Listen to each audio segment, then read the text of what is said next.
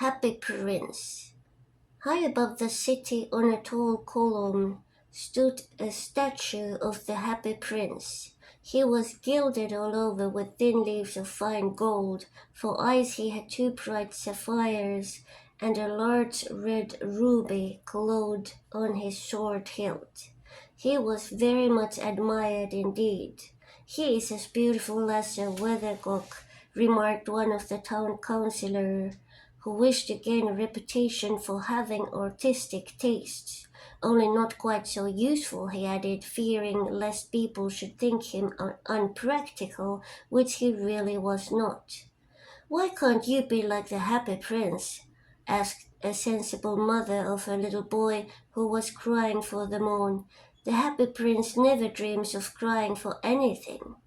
"I'm glad there's someone in the world who is quite happy," muttered the disappointed man as he gazed at the wonderful statue.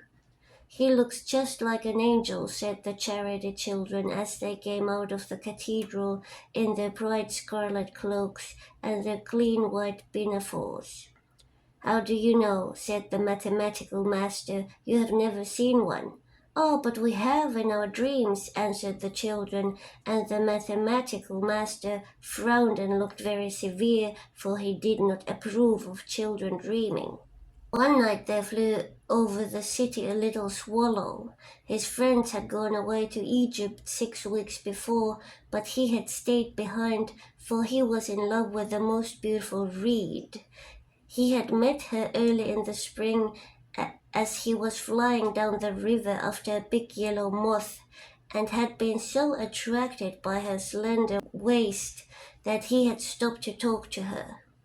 "Shall I love you?" said the swallow, who liked to come to the point at once, and the reed made him a low bow. So he flew round and round her, touching the water with his wings and making silver ripples.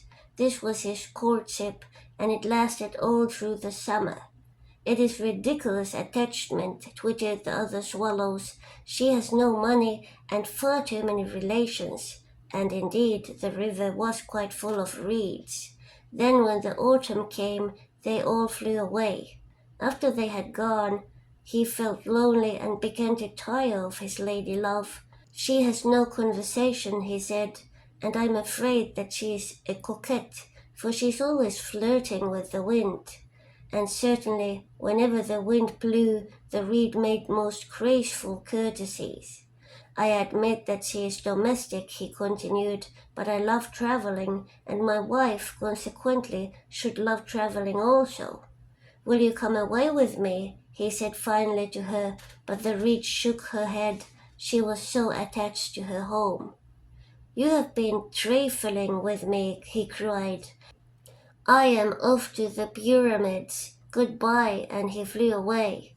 All day long he flew, and at the night time he arrived at the city. "Where shall I put up?" he said. "I hope the town has made preparations." Then he saw the statue on the tall column. "I will put up there," he cried. "It is a fine position, with plenty of fresh air." So he alighted just between the feet of the Happy Prince. "I have golden bedroom," he said softly to himself as he looked around, and he prepared to go to sleep. But just as he was putting his head under his wing, a large drop of water fell on him. "What a curious thing," he cried. "There is not a single cloud in the sky, the stars are quite clear and bright, and yet it is raining. The climate in the north of Europe is really dreadful. The reed used to like the rain, but that was merely her selfishness." Then another drop fell. "What is the use of a statue if it cannot keep the rain off?" he said. "I must look for a good chimney pot," and he determined to fly away. But before he had opened his wings, a third drop fell, and he looked up and saw— what did he see? The eyes of the Happy Prince were filled with tears, and tears were running down his golden cheeks. His face was so beautiful in the moonlight that the little swallow was filled with pity. "Who are you?" he said. "I am the Happy Prince." "Why are you weeping then?" asked the swallow. "You have quite drenched me." When I was alive and had a human heart, answered the statue, I did not know what tears were, for I lived in the palace of Sans-Souci, where sorrow is not allowed to enter. In the daytime I played with my companions in the garden, and in the evening I led the dance in the great hall. Round the garden ran a very lofty wall, but I never cared to ask what lay beyond it. Everything about me was so beautiful. My courtiers called me the happy prince, and happy indeed I was, if pleasure be happiness. So I lived, and so I died, and now that I'm dead, they have set me up here so high that I can see all the ugliness and all the misery of my city, and though my heart is made of lead, yet I cannot choose but weep. What? Is he not solid gold? Said the swallow to himself. He was too polite to make any personal remarks out loud. Far away, continued the statue, in a low musical voice, far away in a little street there is a poor house.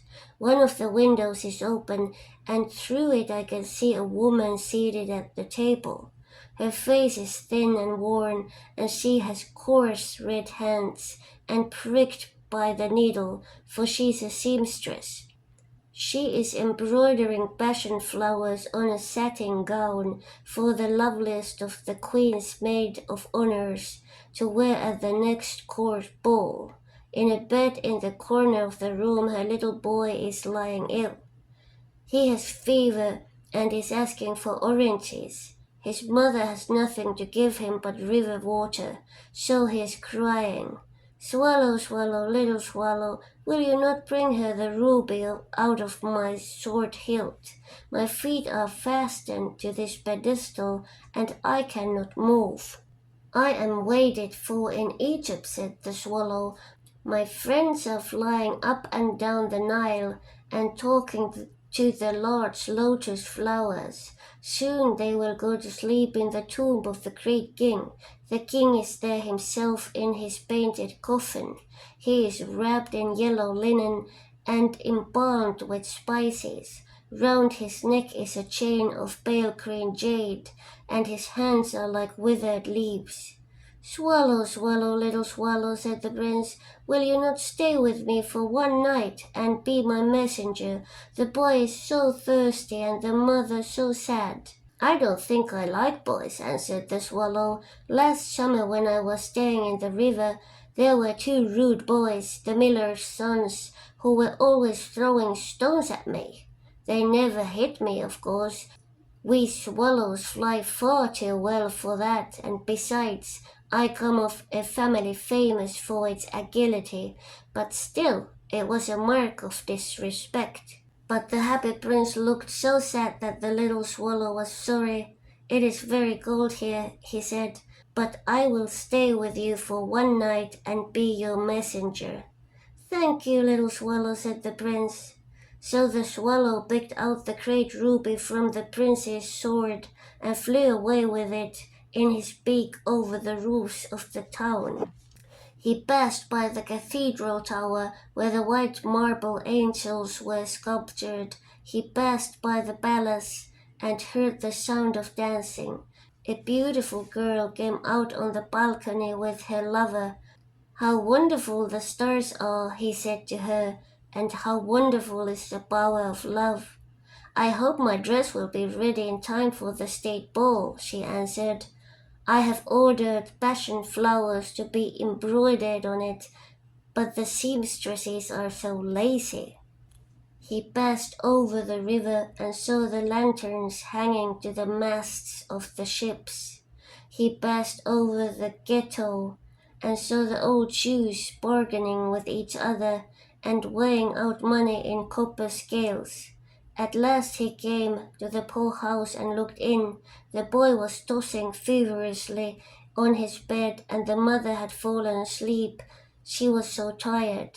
In he hopped and laid the great ruby on the table beside the woman's thimble. Then he flew gently round the bed, fanning the boy's forehead with his wings. How cool I feel, said the boy. I must be getting better. and he sank into a delicious slumber. Then the swallow flew back to the happy prince and told him what he had done. "It is curious," he remarked, "but I feel quite warm now, although it is so cold." "That is because you have done a good action," said the prince, and the little swallow began to think, and then he fell asleep. Thinking always made him sleepy. When day broke, he flew down to the river and had bath. "What remarkable phenomenon," said the professor of ornithology as he was passing over the bridge. "The swallow in winter," and he wrote a long letter about it to the local newspaper. Everyone quoted it. It was full of so many words that they could not understand. "Tonight I go to Egypt," said the swallow, and he was in high spirits at the prospect. He visited all the public monuments and sat a long time on top of the church steeple. Wherever he went, the sparrows chirruped and said to each other, "What a distinguished stranger!" So he enjoyed himself very much. When the moon rose, he flew back to the happy prince. "Have you any commissions for Egypt?" he cried. "I am just starting." "Swallow, swallow, little swallow," said the prince, "will you not stay with me one night longer?" "I am waited for in Egypt," answered the swallow. "Tomorrow my friends will fly up to the second cataract. The river horse couches there among the bulrushes, and on a great granite throne sits the god Memnon. All night long he watches the stars, and when the morning star shines, he utters one cry of joy, and then he is silent. At noon the yellow lions come down to the water's edge to drink. They have eyes like green beryls, and their roar is louder than the roar of the cataract." "Swallow, swallow, little swallow," said the prince, "far away across the city I see a young man in a garret. He is leaning over a desk covered with papers, and in a tumbler by his side there is a bunch of withered violets. His hair is brown and crisp, and his lips are red as a pomegranate, and he has large and dreamy eyes. He is trying to finish a play for the director of the theater, but he is too cold to write any more. There is no fire in the grate, and hunger has made him faint." "I will wait with you one night longer," said the swallow, who really had a good heart.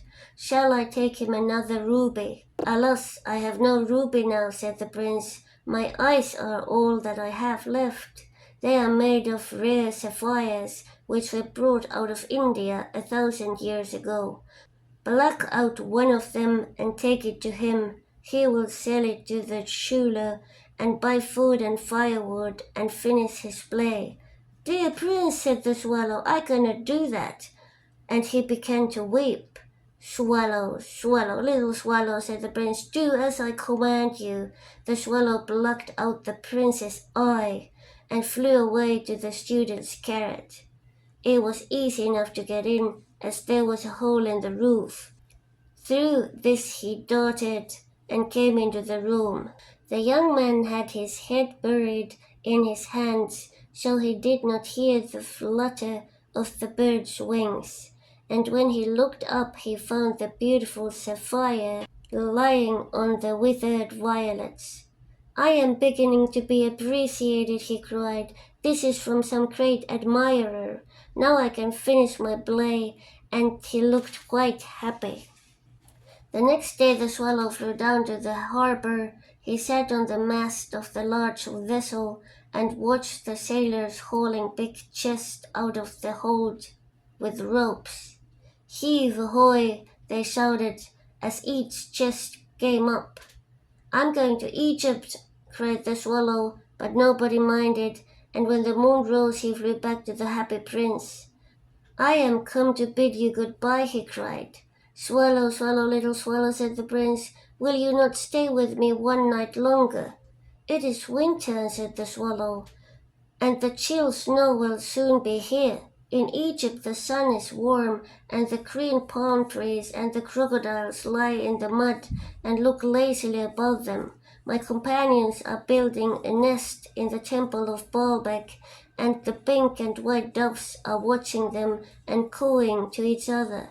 Dear prince, I must leave you, but I will never forget you, and next spring I will bring you back 2 beautiful jewels in place of those you have given away.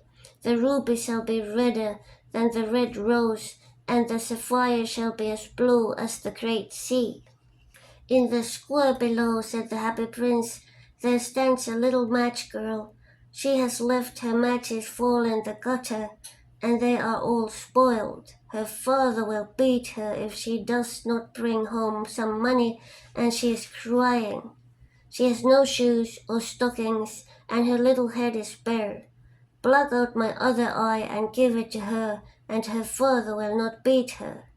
I will stay with you 1 night longer, said the swallow, but I cannot pluck out your eye. You would be quite blind then.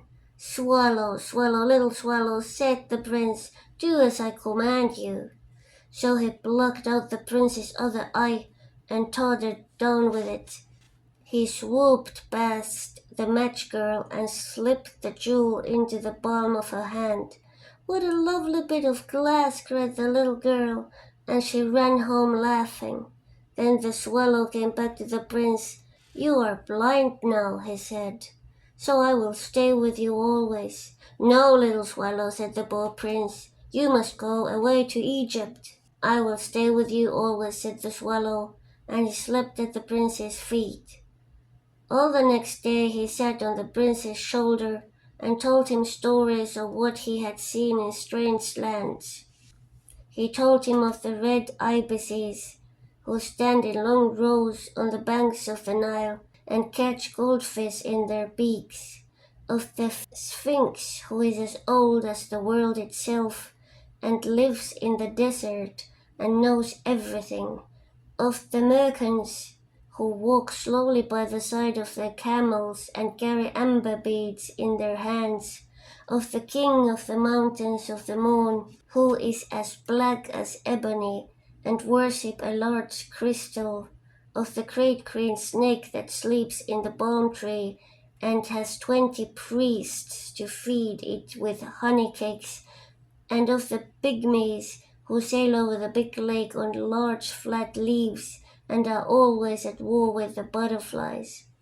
Dear little swallow, said the prince, you tell me of marvelous things, but more marvelous than anything is the suffering of men and of women. There is no mystery so great as misery. Fly over my city, little swallow, and tell me what you see there.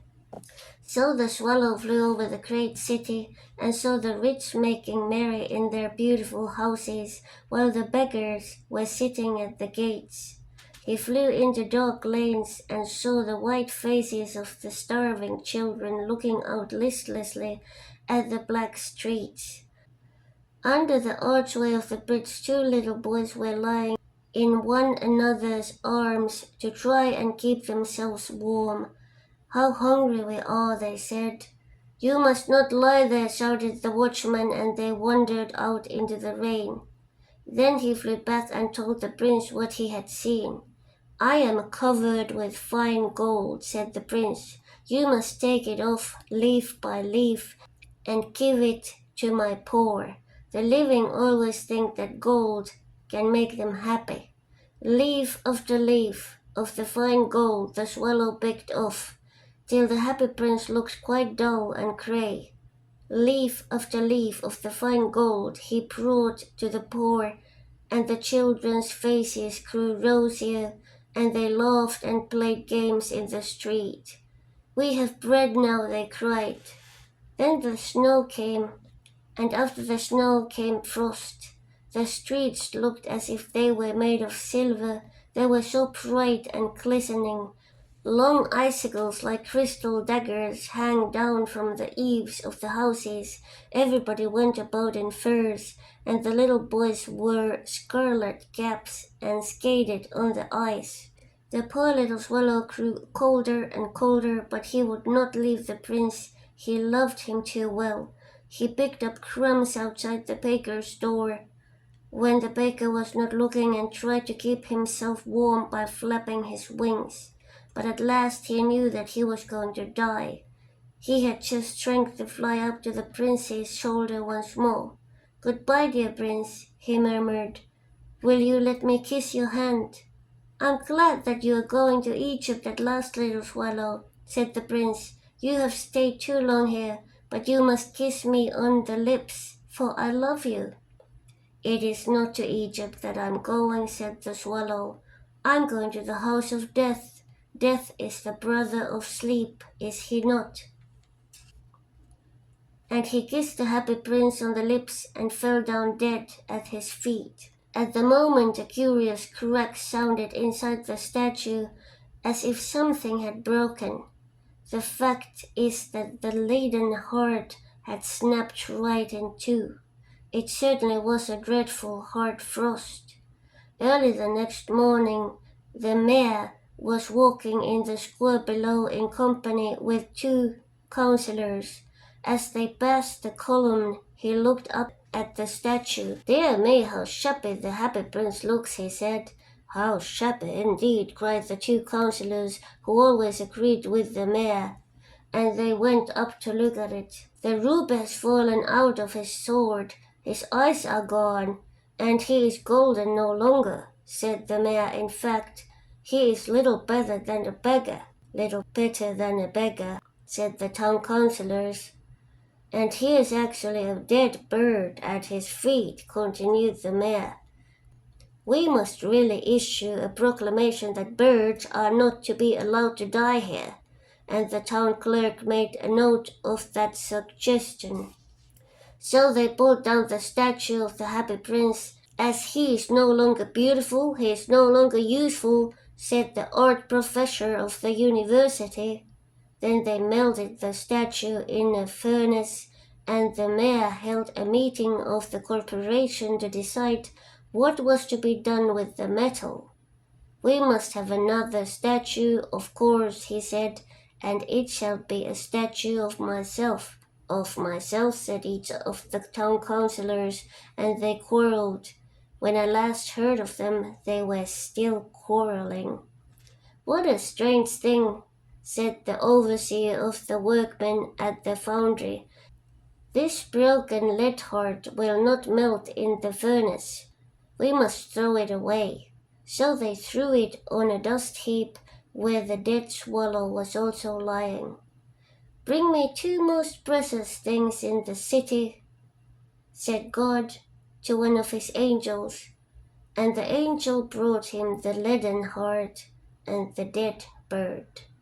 "You have rightly chosen," said God, "for in my garden of paradise this little bird shall sing forevermore, and in my city of gold the happy prince shall praise me."